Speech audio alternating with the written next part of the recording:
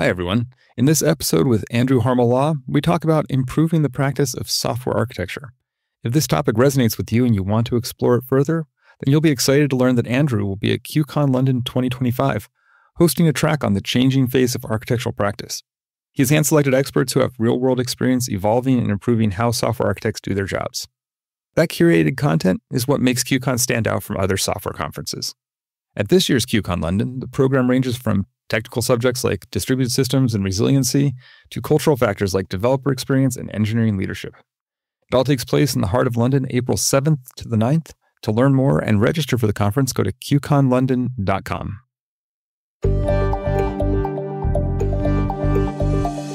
Hello, and welcome to another episode of the InfoQ podcast.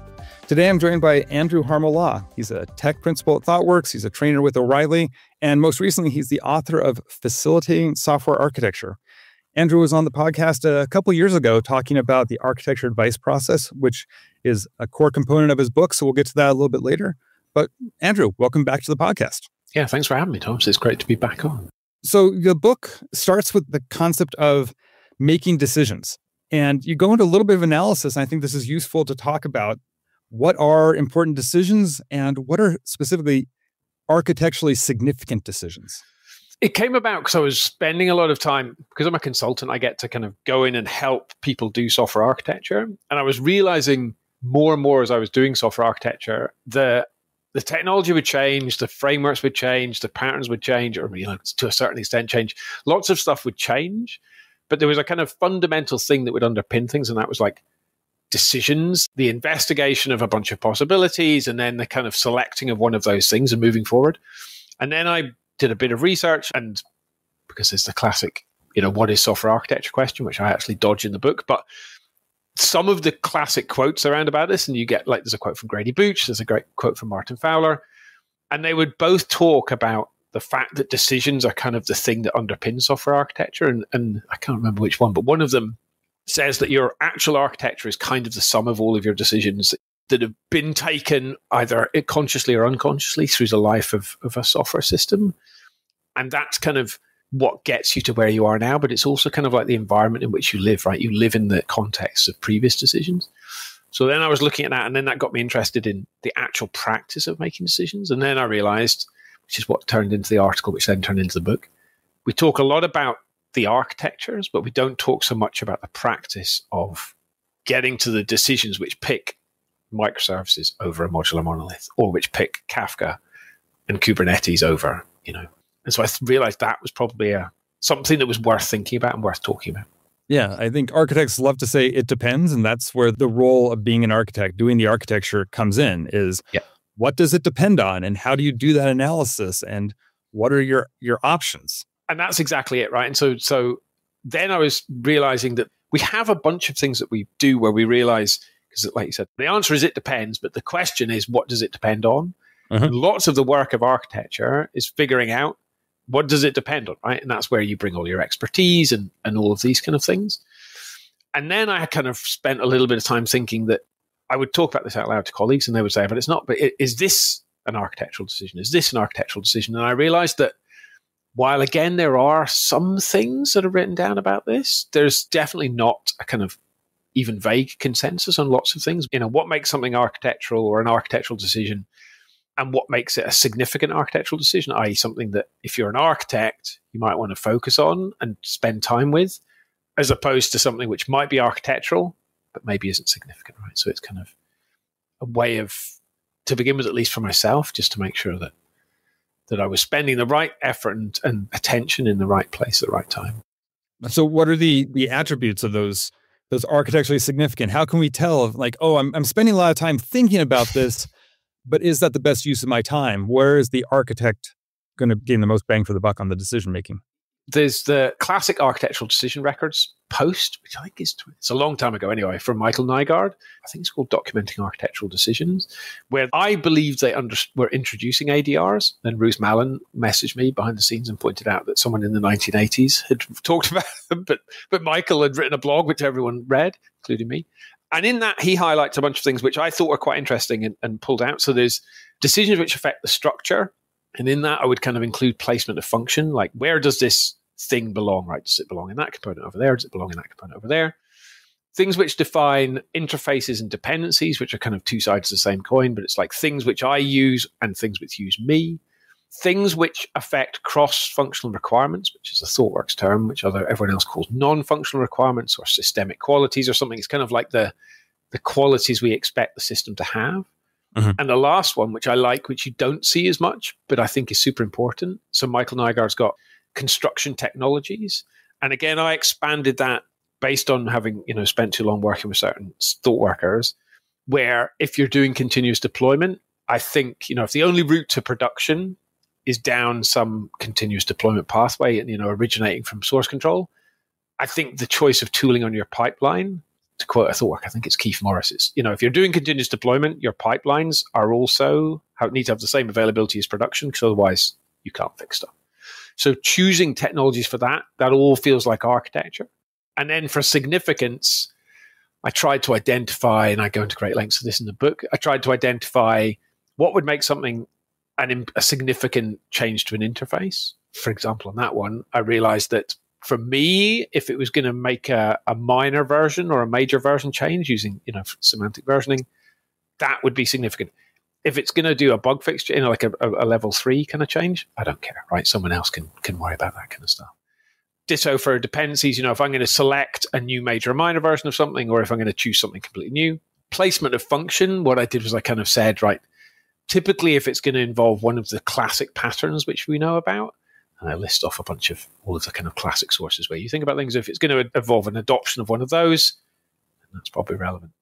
And then construction technologies, again, it was and CFRs, it was if it was going to have a material impact on those kind of things, then it was worth paying attention. But if someone's upgrading something to a minor version of something or whatever, then it's probably less relevant.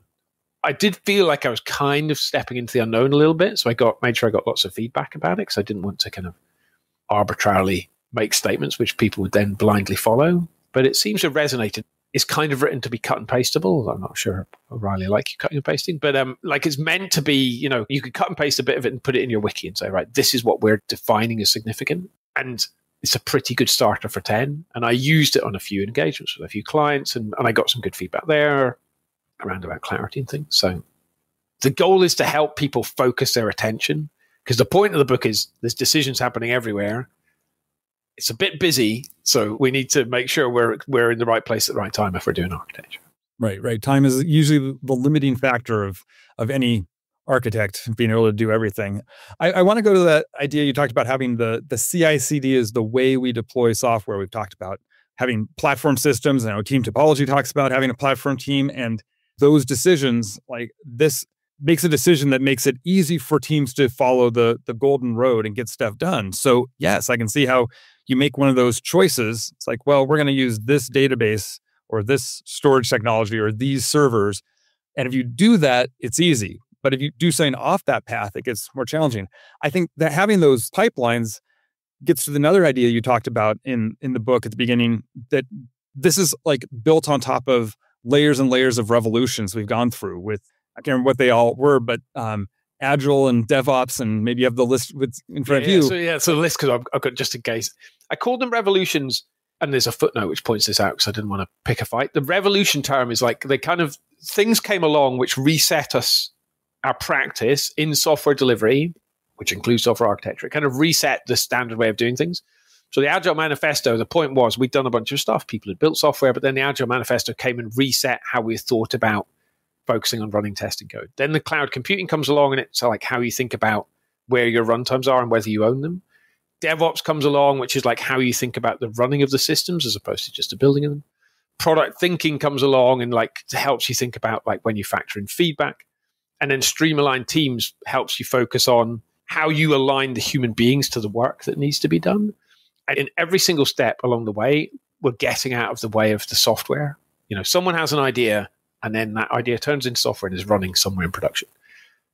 The key thing is to kind of get as much as possible out of the way of that, so you can then do the work, get the code into production, and learn from the feedback. I mean, that was a big thing I realized.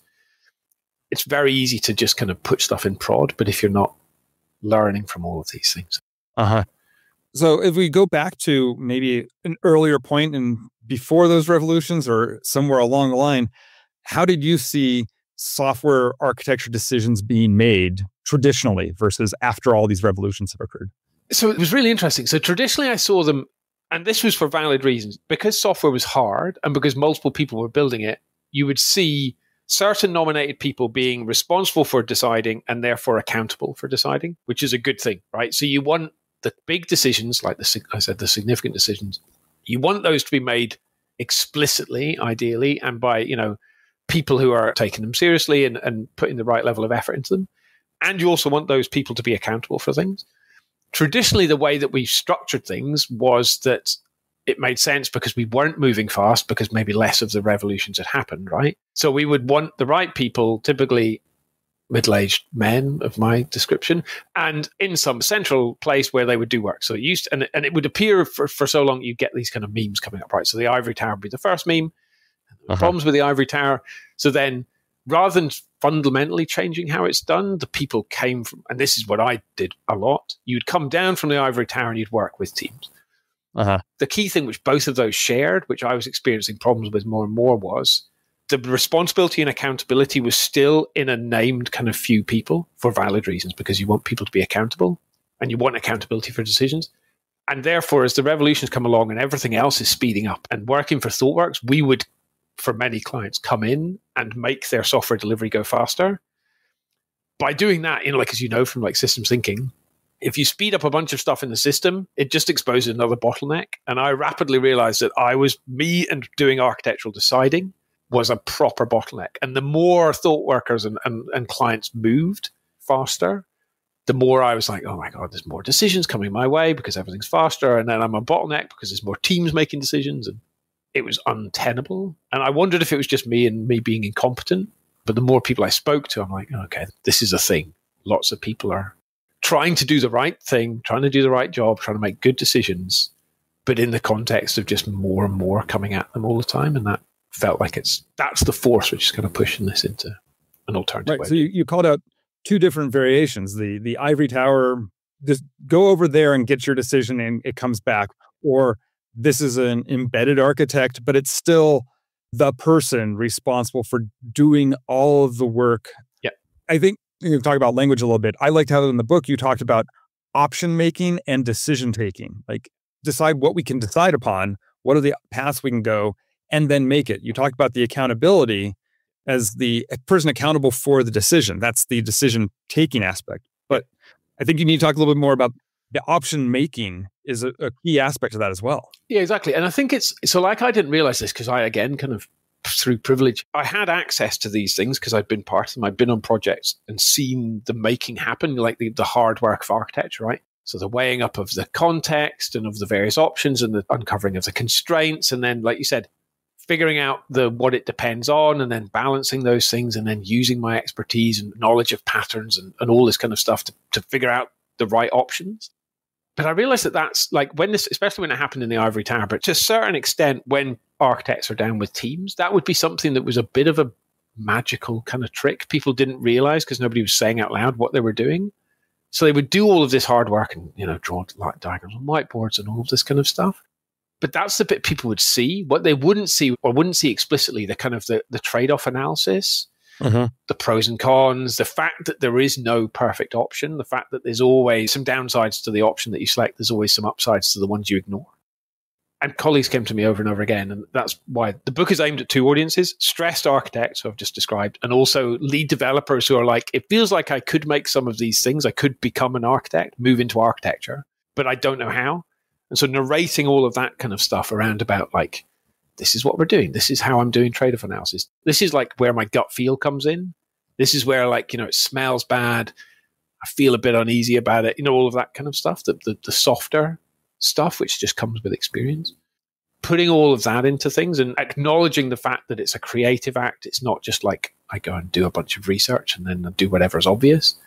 That felt important to say out loud. And hopefully I've captured the intellectual aspects of it, but also the creative and the gut feel. Well, and I think it's important to talk about that whole process and for people to see that process. The ivory tower meme, you don't see it, right? They're off from the tower. You don't see what's happening all you see is that result. Here's the diagram. Here's the architecture, as if it's like written in stone. And the interesting bits, at least to me, is, well, why? Why did you choose this? And why did you not choose something else? We had these trade-offs. There were other options that had some very valid, good points, but in the scheme of things, we had to trade them off.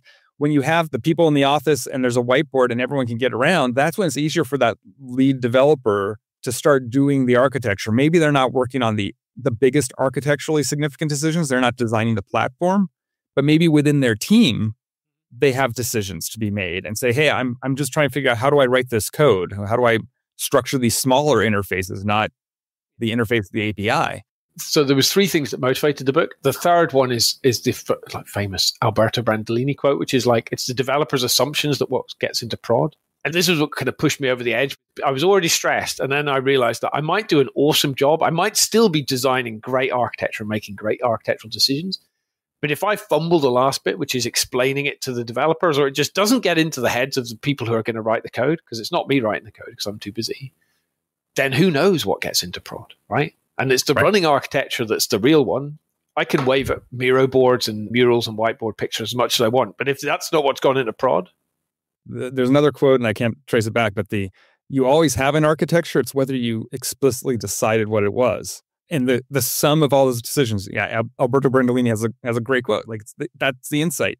And if you just give them one diagram, it's like, here's what you're supposed to do. Well, what about the thing that's one layer down on the diagram that's not drawn? Maybe you didn't do the full C4 analysis all the way down to the bottom and say, here's the code you're supposed to write, because you assumed anyone looking at this diagram is going to be able to interpret and make the decisions underneath that reflect that. But if they don't understand the why, then they might make something that looks the same as what that diagram does, but doesn't actually do the core thing you were trying to accomplish. There's a great quote which didn't make it into the book, but it's from Domain-Driven Design, the blue book by Eric Evans. There is something around about like taking whatever the design is down to the level of code and then trying to put it into code. There's like we know, right, that you know, it's not just like typing. That wrestling with that level of detail will frequently fundamentally reframe your understanding of the problem, which might then completely change all of these things. And the realization that there's a feedback loop to the design, not just to the implementation, all the way down from the code, again, terrified me. Because I was trying to be a hands-on architect, but like the more things were moving fast, the less I was going to be there. That bottleneck you described, once we made the system fast, we realized that I am the bottleneck. There's a great chart that you refer to a few times that has 2 axes. And I think it's how fast you're able to respond and make a decision, and then also who has the ability to make that decision, who's in charge. And the ivory tower architect was one way on that. The hands-on architect was somewhere else, and you had different variations of who interacts with them. Can you describe what you were trying to accomplish with showing those? I know, audio podcast, hard to see the axes. It seems to be working quite well, although whenever I show it in, I've got a presentation where I talk about this bit explicitly. And so I always get feedback as to where I put the dots. But fundamentally, like you said, it takes a bunch of ways to decide, standard ways to decide in groups. So like autocratic, where you just like one person says, like the ivory tower, do this. And the other kind of end of the spectrum is consensus, where everybody has to agree. And so what I wanted to kind of point out was like, there are pros and cons to both in the dynamic system of how we currently like to deliver software. So there are other pros and cons, but like you said, I'd mentioned in a previous kind of opening chapter, the forces I felt I was being subjected to, which were the 5 revolutions. So the goal is to get good decisions into production as quickly as possible into code. What I did was I kind of looked at the various ways of making decisions, or making options and taking decisions, and then evaluated them on these 2 criteria, because you definitely want things to be fast, because you want, if a team needs to push a feature and there needs to be some architecture done behind it, you want that decision to not block them. But also, the fastest way to do it is for one person to, you know, have a think in the shower and just say, do it. But that's incredibly risky, right? And nobody in their right minds, I don't think, would really do that very often. So what you want to do is get the right people in the right minds on that thing, right? With the right expertise, the people who know about the code, the people who know about the infrastructure, the people who remember when we tried this 10 years ago and it blew up in our face. So therefore, the other hypothesis is the more people you get involved, the better the decision. And then I kind of pitched those 2 things together and realized that depending on if you have, the more people you have, the slower it goes, because especially if it's consensus, there's always one person who doesn't agree or half agrees or whatever. And if it's autocratic, then like one human being thinking really hard definitely isn't a good way to do software these days. So I pitched those. And then this was the kind of hook, which I got feedback from Rita, my editor, that I shouldn't bury. The fact that it was one or the other was kind of predicated on the classic, you can have one thing, but you can't have both. But as they pointed out in Accelerate, the old story used to be you can't have high quality and frequent deployment, right? You can either have one or the other. And then Accelerate by, Dr. Nicole Vosgren and co comes along and goes, no, you can have both, and it's probably good. So my thing, and this is like you mentioned, the fundamental part of the book, which is a very simple core, which is the architecture advice process, is you can have almost as fast as possible and almost as distributed decision-making as possible if you want to sacrifice, some things which I would argue in the book are less important if you're shipping code and iterating and getting feedback on it. This is where I wanted to get to the architecture advice process. And I will make sure we have a link to the previous episode you were on and the article you wrote on Martin Flower. Yeah, the article is the 8-page version of the 460-page There's a lot book. of detail on that. So that's available if you don't have the book. But the architecture advice process goes to those premises that you're going to have the right people involved in the process, but they're not, as you said, the consensus. They're not all making the one agreed upon decision, because if you have 10 people in the room, you're going to have one person who holds up the entire thing. You can't go fast to that. So how do you avoid that situation? What does the advice process do differently than saying, oh, we're going to get everybody together to make a decision? This is the super smart part, which, to be clear, I didn't come up with the architecture advice process. I just put the word architecture in front of it. There's a thing called the advice process, which comes from trust organizations. And it is simple as anyone can make any decision. So therefore, it's not anyone in the ivory tower, right? A team lead or whoever could make a decision. Typically, you'll end up with architects who look across teams, deciding cross-team things, and teams or team leads deciding within team things. So anyone can make a decision or make the options and take a decision, provided, and there's two rules, they seek advice from those who'll be affected and those with expertise. So those who'll be affected are, the way I kind of have taken to explaining it is, if your decision will make them put a story on their backlog, it means it's caused them work to do. And people with expertise are just classically the people who've got the war stories, or the people who, you'd want to include, but they might not be the people who are affected. And it's incredibly simple, but it's incredibly powerful. And that's what changes kind of the practice of software architecture from the doing of it to the facilitating of it, which is where the title of the book comes from. Because architecture is still important, and the major fear is suddenly people who aren't well practiced in architecture are going to be doing it. And the answer is yes. So therefore, if you are an architect who is practiced at architecture, you can magnify your impact by making sure that the right advice is offered to the right people and making the right decisions in the right way. The key point about advice is, like you mentioned, it's not permission. No one's giving permission or nobody's agreeing. They're just offering advice. And so the one thing I added to the standard advice process is, if you were going to do only two things, you do the advice process and architecture decision records, because you would write it down. Because if someone's writing it down, then it holds them accountable. And so that's, like I said, previously there was responsibility and accountability for decisions was in one place. You still need responsibility and accountability to be there. And the open group, in their open agile approach to architecture, OAA framework, they maintain that that's still important. But the key point they realize is that as long as accountability and responsibility move together, then that's fine. So if I can decide and I'm accountable for the decision, that's good. So therefore, it's kind of a check to the reckless. Like, I can't just randomly decide to do stuff like suddenly adopt Kotlin or Go, even though the rest of the team are on C# or something, because I'd have to write an ADR and I'd have all of the people in the comments on the ADR saying, this is a terrible decision. It's completely against the strategic direction of everything we do. We have no developers with any of these skills, etc. So whoever made the decision in the face of that advice would be a pretty brave person. Although it's interestingly, sometimes it lets people do the decisions which, make more sense in reality, because they've got information which everybody isn't party to. And if you've been able to solicit that feedback, solicit those opinions, then you understand, we made this decision in this case because of this reason. It wasn't just I chose out of the blue, which goes to some of the, you mentioned Accelerate, but also those revolutions you talked about, Agile and Cloud, like some of the arguments against them. People who have done traditional waterfall things like, oh, it's going to be chaos. Everyone's going to be just deploying services left and right. They're going to write in whatever language they want. Kotlin just shows up as a thing we have to support. Yeah. And teams are going to do who knows what. And we're going to lose control. Well, as Accelerate has shown, you trade off, you like make more specific control, but you put those guardrails in place. Yeah. Let's make these significant decisions to help those people then be successful, not just let anarchy and chaos ensue. Yeah, exactly. And this is what's interesting. So there's a bunch of stuff, because just to your point, if anyone can do anything, how do we stay aligned? Because there's very few companies where one team is building your product, right? So you'll have more than one team and you all need to kind of head in the same direction. Although, as Dinah Montalian points out, direction is a very linear way of thinking, and we're in like a socio-technical systems world. But how do you know you're kind of all headed for the same goal or the same, outcome or whatever? And that's what's interesting, because then it places more emphasis on what we should be doing as architects, right? On like the tech strategy, which should be the kind of the guiding light. It puts more emphasis on platform teams, right? So we're not just building a platform because it's fun and we like building platforms. The platform, to kind of take the classic Netflix approach. At Netflix, you could still use any language you wanted to write stuff, but Netflix are investing time and human resources in making certain languages and certain frameworks and certain ways of working. So you can, by all means, right, go off and do your thing in your circumstances, but you'll have no support. You'll have to build your own pipelines. You'll have to build your own monitoring. You'll have to all of this stuff. But if you stay on the paved road, then you're good, right?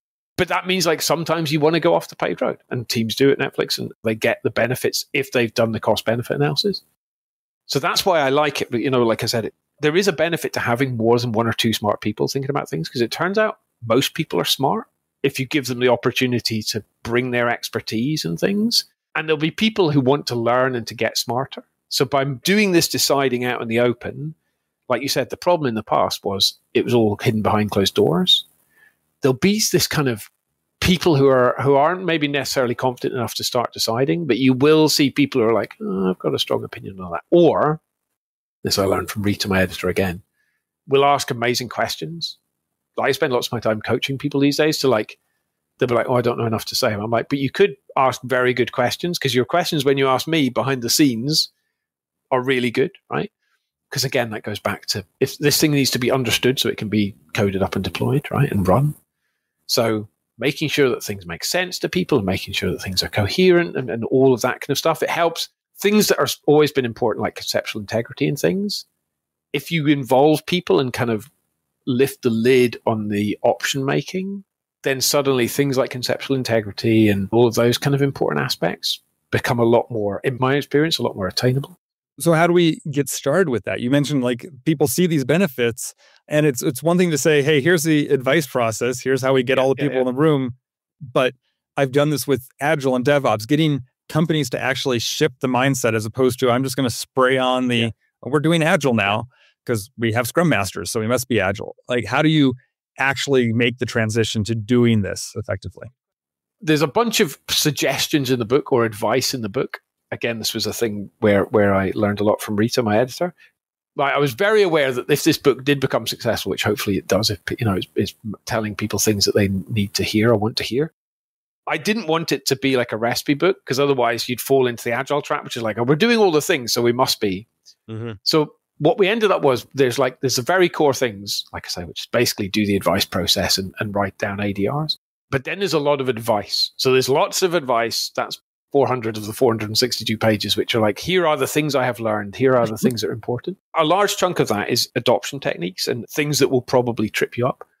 The key thing I've learned is if you're someone who has the power to distribute your authority and accountability, then you can do that. But it makes sense to do it with one or two or, three, like a small amount of teams working on a similar piece of work, just so, the cognitive load doesn't blow up. But you can also do it. And I've done this with teams, clients before. It's a hard sell, right? To say to an architect, especially like, a client architect, right? Now all these thought workers are going to come along, and maybe some of your people as well are going to come along, and suddenly you're going to stop doing deciding and they're going to do it. They'll be terrified. But what we do instead is we kind of like model the process. So a team will do everything up to the point of deciding and even say, we would make this decision if we were going to do it, but we acknowledge that that's not your process. So therefore, we would like to, propose to this, but we'll do whatever you tell us to do. And so that works really well, because architects then realize that there's less and less that they have to do.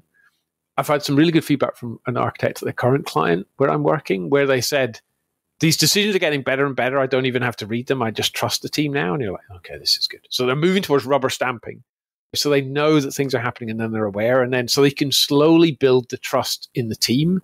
and the team or teams can build their capabilities. And that's quite nice, right? So you can either, like I say, you can give your power away if you have the power to decide, if you're an architect probably, and then mentor people, or teams can do it and then ask for feedback. And both of those work quite well. Things that definitely don't work well are when you go big bang, because this is, like you said, you're pulling away a lot of, like Agile, if it's done properly, or DevOps or cloud or whatever, you're removing a lot, right? And what you want to do is not suddenly fill that space with more things. What you want to do is fill that space with the practice of architecture, which is now going to be happening in more places. So holding that space and not, especially if you're an architect, not rushing in to tell people what to do or strongly suggest. It's very easy to think you've given everybody, autonomy and accountability, and then realize that they just do everything that you tell them to do. Then you're not really scaling yourself, right? They're waiting for you to tell them what to do. Right. You need to give them the tools so they're set up for success, right? Like you kind of alluded to the idea of we're going to go with microservices because everybody's doing microservices, but we don't actually re-architect our system appropriately. And we have a distributed monolith, and then we have networking problems that we didn't have before, and we haven't actually fixed any of our core things, and we're still tightly coupled, and the teams can't move along. We got slower. That this was supposed to speed us up. I can see the same thing of, we've distributed our architecture decisions, and it's gone. We should be faster, or maybe we're moving faster, but in the wrong way because now it's just, again, the chaos ensuing scenario. So people use the word anarchy sometimes. Technically, it is anarchistic. Like if you read about political anarchy, it's a kind of small-scale implementation of anarcho-syndicalism. Or there's a bunch of work that was done in Norway, and I think in English coal mines or something, where they realized that the more self-management and self-sustainability you gave to teams, the more teams would do the right thing. So there are kind of precedents for this, but chaos is definitely not what you want, right? While there are emergent properties from our distributed systems, I don't think you want to kind of entice chaos into the mix. Just a little bit of kind of decentralization. Sounds like the advice for implementing this is similar to how I might roll out a new platform, a new CI/CD pipeline. Like you don't say everybody switches over and does this today. You experiment. Like let's try with a few services that we think were a good example, and we find this doesn't work. And by the time we can ramp it up to more and more teams, we've figured out where the guardrails are. People are going to be successful. Similar for rolling out the advice process. Like here's what we want to get to. That's our end goal. How do we try this out? Yeah, exactly. I mentioned the space a minute ago. Like you clear out the space and then you're like, right, so that's the space where, and I got this from Matthias Ferreus, who runs DDD Europe. He's like, there's a space where architecture practice is happening. So you've cleared out that space. And what you mentioned guardrails, what you want to do is put in place as few as possible because you want as much of that space to be open as possible for creativity and people to decide. So you clear out that space and then you're basically kind of trying to protect the space and do it. But what's interesting is culture is the thing that fills the space, right? And culture is good and bad. So what you want is like a good form of architectural culture to fill that space. And you want it to be informed by the people who are doing the deciding, the systems that you've got in place at the moment, the technologies that everything is based on, the dynamics of the market or what, your users and all of these kind of things, right? Because that's what's different, right? That's why I was trying not to be prescriptive in the book, because those are so many things which mean you can't just cookie cutter and do exactly like someone else, because it'll be different. And I've done this with numerous clients. What is most exciting is how different this is, because they always take things and do it differently. Like if you read the article, it sounds very chatty and very synchronous.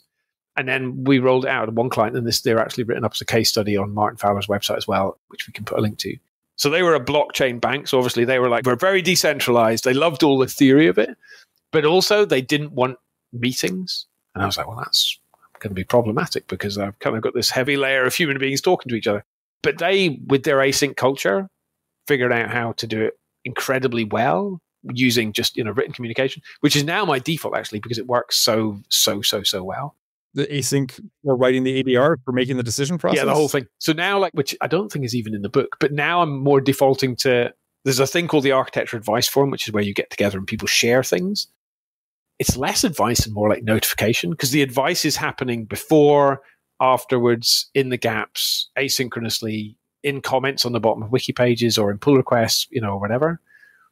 It like the richness of the communications that you see and the fact, there's always one or two people like the experts who know about the old systems. They can scale better because they can be in the right place at the right time. They can offer the right advice in the right context. Super powerful. As opposed to those people having to be in meetings for the entire of their lives. it feels like a very useful way of kind of using people's expertise and things. And they can refer, please refer to my comment on this previous ADR and all this kind of stuff, right? As I said 3 years ago over here, it's good. Works really well. Fantastic stuff. Like I said, I highly recommend the book. I enjoyed talking to you a few years ago. I was looking forward to the book coming out. I learned a lot more. Things we talked about today made me think about the practice of architecture in ways I really hadn't dived into. So I recommend people pick it up for that. If people need to reach out to you, Andrew, for any questions, how should they do that? Questions are great, and advice and feedback, which is good based on that's how the book's supposed to work. But they can find me on LinkedIn, because I'm the only Andrew Harmel-Law on LinkedIn. Or I'm on Blue Sky, the only Andrew Harmel-Law on Blue Sky. On Mastodon as well, I think as well. And again, Mastodon's a bit harder to find people. But all of those things, plus a bunch of supporting stuff, is on the website for the book, which is facilitatingsoftwarearchitecture.com. If folks go over there, there's a free chapter they can download, which is chapter 11 on how to make a tech radar. There's a load of other excerpts. There's some templates. There's a worked example of an ADR being written using the advice process. Loads of different stuff. If people want to go there and ask questions, and I think that actually, I don't know if anyone's used it yet, but there's a GitHub community site. So I'd love people to ask stuff there if they want to ask a question in public. Because this is the thing.